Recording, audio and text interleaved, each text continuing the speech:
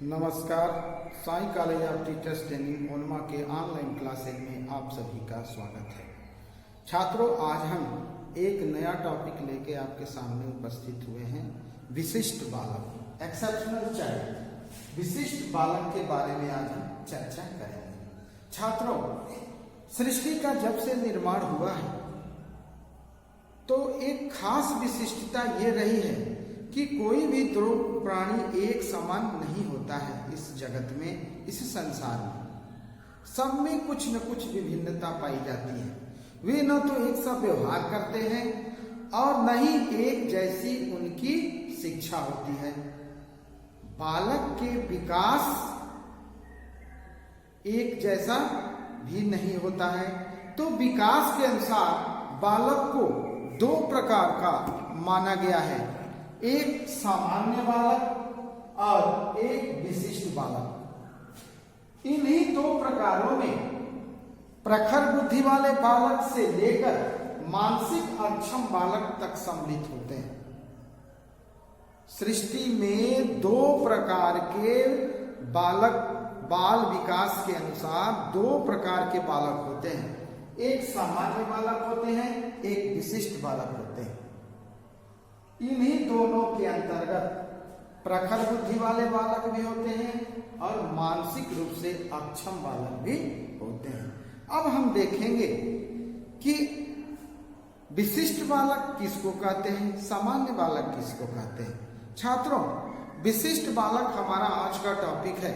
तो विशिष्ट बालक को जानने से पहले हमको यह जानना आवश्यक है कि सामान्य बालक किसे कहते हैं। जब सामान्य बालक के बारे में जान जाएंगे तो विशिष्ट बालक के बारे में भी हम जान जाएंगे। विद्यालय में हर समाज, हर वर्ग तथा भिन्न भिन्न परिवारों से बालक आते हैं। ये सभी भिन्न भिन्न होते हुए भी सामान्य कहलाते हैं।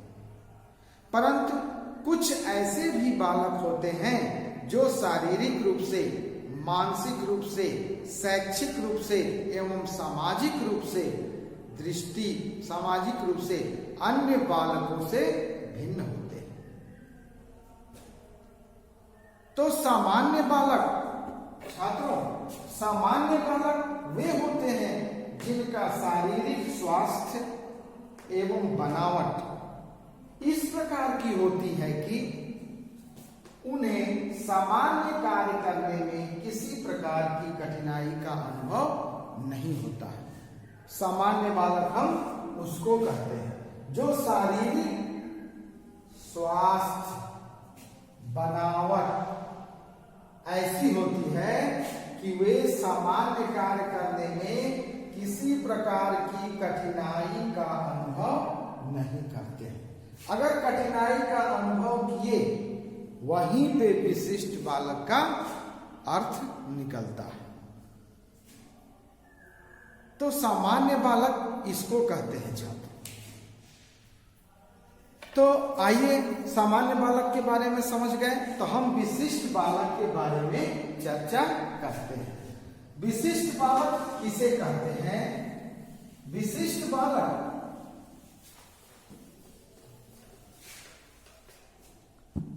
देखिए ब्लैक बोर्ड पे, जो बालक सामान्य दर्जे के बालकों से भिन्न होते हैं, जो बालक सामान्य दर्जे के बालकों से भिन्न होते हैं, वो क्या कहलाते हैं? विशिष्ट बालक। ऐसे बालक औसत दर्जे के बालकों से या तो बहुत आगे निकल जाते हैं या फिर पीछे रह जाते हैं। या तो बहुत आगे निकल जाते हैं या तो पीछे रह जाते हैं, उसको विशिष्ट बालक कहते हैं। प्रतिभाशाली बालक भी विशिष्ट बालक है। सामान्य से नीचे आईक्यू लेवल के बालक भी विशिष्ट बालक है। विशिष्ट बालक वह है जो अंतः व्यक्तिगत भिन्नता रखते हुए सामान्य बालकों से अंतर व्यक्तिगत भिन्नता रखता है। समझ गए होंगे? विशिष्ट बालक वह है जो अंतः व्यक्तिगत भिन्नता रखते हुए और अन्य सामान्य बालकों से अंतर व्यक्तिगत भिन्नता रखता है। अपने अंदर भिन्नता रखते हुए एक दूसरे से भी भिन्नता रखता है, उसको विशिष्ट बालक कहते हैं। विशिष्ट बालक की खासियत ये होती है छात्रों कि वो व्यक्ति को अपनी ओर आकर्षित कर लेते हैं, चाहे किसी तरह उसका किसी भी व्यक्ति का ध्यान उसके ऊपर चला ही जाता है। विकलांग है, हाथ से विकलांग है, पैर से विकलांग है, या बहुत सारे विकलांगों के प्रकार हैं, तो कहीं भी चल रहा है तो आपका नजर उस पर चला ही जाता है। ऐसे बालक को विशिष्ट बालक कहते हैं। विशिष्ट बालक की परिभाषा में हम देख सकते हैं छात्रों कि हेग के अनुसार, हेग एक मनोवैज्ञानिक है,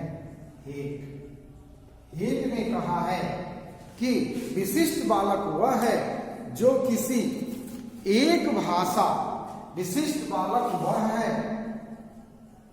विशिष्ट बालक वह है जो, विशिष्ट बालक वह है जो किसी एक अथवा कई गुणों की दृष्टि से, जो किसी एक या कई गुणों की स्थिति से सामान्य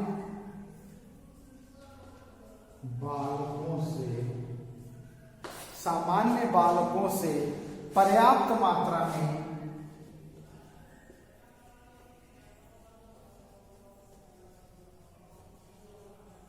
भिन्न होता है।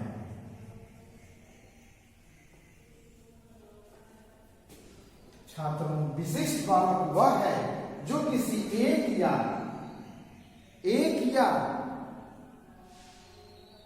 कई गुणों की स्थिति में सामान्य बालकों से पर्याप्त मात्रा में भिन्न होता है।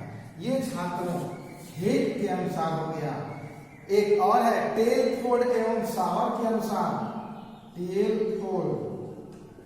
टेलफोर्ड एवं सावर के अनुसार छात्रों आप देख सकते हैं, इन्होंने क्या कहा कि विशिष्ट बालक से तात्पर्य उन बालकों से है जो सामान्य बालकों से शारीरिक, मानसिक, संवेगात्मक या सामाजिक लक्षणों से इतने अधिक भिन्न होते हैं कि उनकी योग्यताओं के अनुसार उनके अधिकतम विकास के लिए विशेष सामाजिक एवं शैक्षिक सेवाओं की आवश्यकता होती है।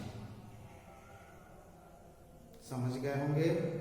विशिष्ट बालक से तात्पर्य उन बालकों से है जो सामान्य बालकों से शारीरिक रूप से, मानसिक, संवेगात्मक या सामाजिक लक्षणों से इतने अधिक भिन्न होते हैं, शारीरिक रूप से भी भिन्न होते हैं, मानसिक रूप से भी, सामाजिक रूप से भी भिन्न होते हैं कि उनकी योग्यता के अनुसार उनके अधिकतम विकास के लिए विशेष सामाजिक एवं शैक्षिक सेवाओं की आवश्यकता होती है। उनके लिए विशेष सामाजिक एवं शैक्षिक सेवाओं की आवश्यकता होती है। ये टेलफोर्ड एवं सावर के अनुसार है विशिष्ट बालक की परिभाषा। छात्रों, आप समझ गए होंगे एक्सेप्शनल चाइल्ड, जो बालक सामान्य दर्जे के बालकों से भिन्न होते हैं। विशिष्ट बालक किसी एक या कई गुणों की स्थिति से सामान्य बालकों से पर्याप्त मात्रा में भिन्न होता है, उसको विशिष्ट बालक कहते हैं। तो ये हो गया अर्थ और परिभाषा। छात्रों, विशिष्ट बालक, अब हम देखेंगे कि सामान्य व विशिष्ट बालक में क्या अंतर होता है। सामान्य एवं विशिष्ट बालक में क्या अंतर होता है, इसके बारे में हम चर्चा करेंगे। बालक छात्रों, विशिष्ट बालक सामान्य बालकों से बढ़े हुए भी होते हैं और पिछड़े हुए भी होते हैं। सामान्य बालकों से आगे भी होते हैं, पीछे भी होते हैं। कह सकते हैं कि सामान्य बालक से आगे की ओर भी इनकी संख्या मिलती है और पीछे की ओर भी। तो इस तरह से आइए हम अंतर देखते हैं। पहला है, शारीरिक रूप से स्वस्थ होते हैं। सामान्य बालक शारीरिक रूप से स्वस्थ होते हैं। विशिष्ट बालक शारीरिक रूप से प्रायः अस्वस्थ होते हैं एवं नाजुक होते हैं। सामान्य बालक मानसिक बीमारियों से ग्रस्त नहीं होते हैं, जल्दी तनाव एवं संघर्ष में नहीं आते हैं। लेकिन विशिष्ट बालक मानसिक बीमारियों से ग्रस्त तथा शारीरिक विकास का भी प्रभाव मस्तिष्क पर पड़ता है। तीसरा है, अपने साथियों के साथ भली भांति समायोजन कर सकते हैं। विशिष्ट बालक साथियों और मित्रों के साथ समायोजन करना सर्वथा कठिन होता है। वो अपने आप को कहीं भी एडजस्ट नहीं कर पाते हैं। नेक्स्ट है, इनकी बुद्धि लब्धि 90 से 110 के बीच होती है और इनकी बुद्धि लब्धि 0 या 10 से लेकर 90 के बीच भी हो सकती है या 110 या 140 के ऊपर भी हो सकती है। छात्रों, ये सामान्य बालक से ऊपर भी हो सकते हैं और नीचे भी हो सकते हैं। और भी है, आइए देखते हैं। घर, विद्यालय, समाज में अच्छा समायोजन रखते हैं ये, लेकिन विशिष्ट बालक इनका घर, विद्यालय या समाज में अच्छा समायोजन नहीं कर पाते हैं। ये आशावादी होते हैं। सामान्य बालक आशावादी होते हैं, जीवन को व्यवहारिक ढंग से जीने की इच्छा रखते हैं। लेकिन ये क्या होते हैं, विशिष्ट बालक, ये अति आशावादी या घोर निराशावादी होते हैं। या तो अति आशावादी हो जाएंगे या घोर निराशा उनके मन में होगी। वो जीवन ज्यादा व्यवहारिक नहीं मानते हैं जीवन को। वो संवेगों पर नियंत्रण रखते हैं। सामान्य बालक संवेग पर नियंत्रण रखते हैं। प्रेम, क्रोध, घृणा, ईर्ष्या, स्नेह, आनंद की सहज अनुभूति करते हैं। वो इनका सामान्य प्रदर्शन भी करते हैं। प्रसन्न रहेंगे, खुश रहेंगे, दूसरों को भी रखना चाहेंगे। लेकिन जो विशिष्ट बालक हैं, उनका संवेगों पर कोई नियंत्रण नहीं होता है। वो प्रेम, क्रोध, घृणा, स्नेह, आनंद को असहज ढंग से प्रदर्शित करते हैं। कभी बहुत ज्यादा तो कभी बहुत कम, कभी बिल्कुल ही नहीं। ये है, ये बालक, सामान्य बालक अति महत्वाकांक्षी होते हैं, बल्कि स्तर एवं शिक्षा के कारण मध्यम सोच रखते हैं। अति महत्वाकांक्षी ये नहीं होते हैं। अपने अनुसार, अपने शिक्षा के अनुसार, अपने स्तर के अनुसार अपनी सोच विकसित करते हैं। लेकिन जो विशिष्ट बालक हैं, ये बालक अति महत्वाकांक्षी होते हैं तथा शारीरिक एवं बौद्धिक पिछड़ेपन को भी दृष्टिगत नहीं रखते। उनको पता ही नहीं चलता कि हमारा स्तर क्या है, हमारा बुद्धि का स्तर क्या है, हम कितना सोचते हैं, कितना जानते हैं, इसका उनके ऊपर कोई प्रभाव नहीं पड़ता है। छात्रों, आप जान लीजिए सामान्य बालक और विशिष्ट बालक में अंतर, ये दोनों में अंतर होता है। ये विशिष्ट बालक के प्रकार भी हैं। छात्रों, आप देखते होंगे कि विशिष्ट बालक कितने प्रकार के होते हैं। आइए हम इसके बारे में चर्चा करते हैं। तो छात्रों, विशिष्ट बालक 4 प्रकार के होते हैं। विशिष्ट बालक 4 प्रकार के होते हैं, जिनमें पहला प्रकार है शारीरिक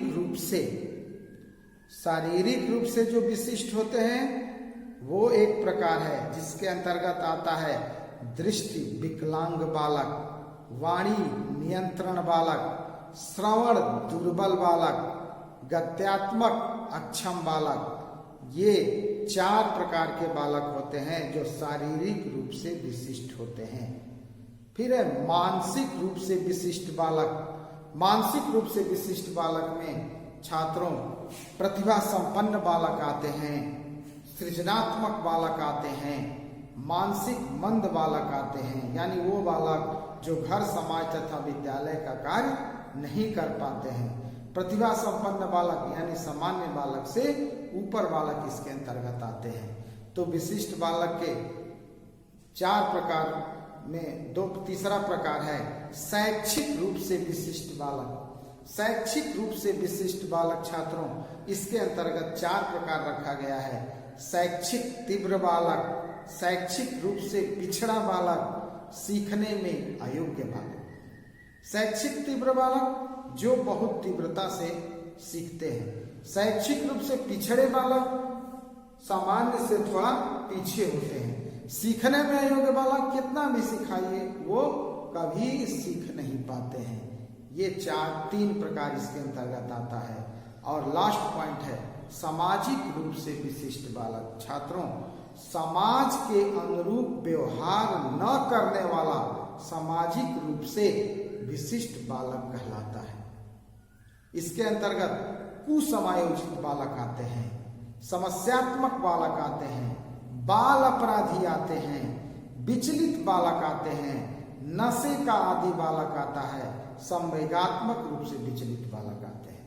ये जो है विशिष्ट बालक के प्रकार हुए। विशिष्ट बालक के प्रकार 4 होते हैं छात्रों।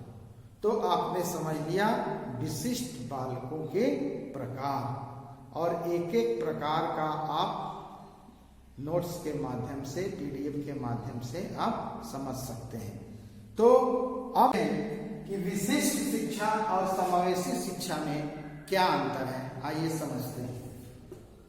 विशिष्ट शिक्षा प्रतिभाशाली व अपंग बालकों के लिए पुराना विचार है। विशिष्ट शिक्षा प्रतिभाशाली व अपंग बालकों के लिए पुराना विचार है, जबकि समावेशी शिक्षा विशिष्ट शिक्षा का नया प्रगतिशील स्वरूप है। सामान्य समावेशी शिक्षा विशिष्ट शिक्षा का नया प्रगतिशील स्वरूप है। दूसरा है छात्रों, विशिष्ट शिक्षा कुछ चिकित्सा का रूप रखती है। विशिष्ट शिक्षा कुछ चिकित्सा का रूप रखती है, जबकि समावेशी शिक्षा का आधार मनोवैज्ञानिक है, पूर्ण रूप से मनोवैज्ञानिक है। समावेशी शिक्षा पर पिछली कक्षा में हमने चर्चा कर चुके हैं, आप लोग समझ गए होंगे। थर्ड पॉइंट है विशिष्ट शिक्षा भेदभाव के सिद्धांत पर आधारित होती है, जबकि समावेशी शिक्षा समानता के सिद्धांत पर आधारित होती है। छात्रों, नेक्स्ट पॉइंट है विशिष्ट शिक्षा वास्तव में प्रत्येक क्षेत्र में विशिष्ट है। यह साधारण स्कूल पद्धति से भिन्न होती है, जबकि समावेशी शिक्षा ऐसा शिक्षण कार्य है जिसके अंतर्गत शारीरिक रूप से बाधित बालक अन्य सामान्य बालकों के साथ शिक्षा ग्रहण करते हैं। दोनों बालक एक साथ शिक्षा ग्रहण करते हैं। छात्रों, और भी है विशिष्ट शिक्षा व्यवस्था गंभीर रूप से बाधितों के लिए आवश्यक साधन उपलब्ध कराती है। अपंग बालक इससे लाभ उठाते हैं, जबकि समावेशी शिक्षा से ऐसे बालक लाभ उठाते हैं जो गंभीर रूप से अपंग नहीं है। इसके माध्यम से बहुमुखी उत्थान संभव होता है। ये विशिष्ट शिक्षा को संपूर्ण शिक्षा एकीकरण का भाग नहीं समझा जाता, जो बाधित बालकों को दी जाती है। इसके द्वारा विशिष्ट कक्षाओं को स्थापित करना पड़ता है। विशिष्ट बालकों के लिए विशिष्ट कक्षाओं की स्थापना करना पड़ता है, जबकि समावेशी शिक्षा इसे संपूर्ण शिक्षा का बाधित बालकों के लिए एक भाग समझा जाता है। यह अपंग बालकों को कुछ अधिक सहायता प्रदान करती है। यह अपंग बालकों को सामान्य बालकों से अलग नहीं करती है। विशिष्ट बालक, विशिष्ट शिक्षा वास्तव में प्रत्येक प्रकार से प्रत्येक क्षेत्र में विशिष्ट होती है। प्रत्येक प्रकार से प्रत्येक क्षेत्र में विशिष्ट होती है, जबकि समावेशी शिक्षा शारीरिक रूप से बाधित बालक अन्य बालकों के साथ शिक्षा ग्रहण करते हैं। छात्रों, ये रहा विशिष्ट शिक्षा और समावेशी शिक्षा में अंतर। आप लोग आज विशिष्ट बालक के बारे में अध्ययन किए। विशिष्ट बालक को विशिष्ट शिक्षा कैसे दी जाती है। पिछली कक्षा में समावेशी शिक्षा के बारे में जाने, इसलिए विशिष्ट शिक्षा और समावेशी शिक्षा में अंतर हमने स्पष्ट कर दिया। तो छात्रों, आज हम टॉपिक को यही समाप्त करते हैं।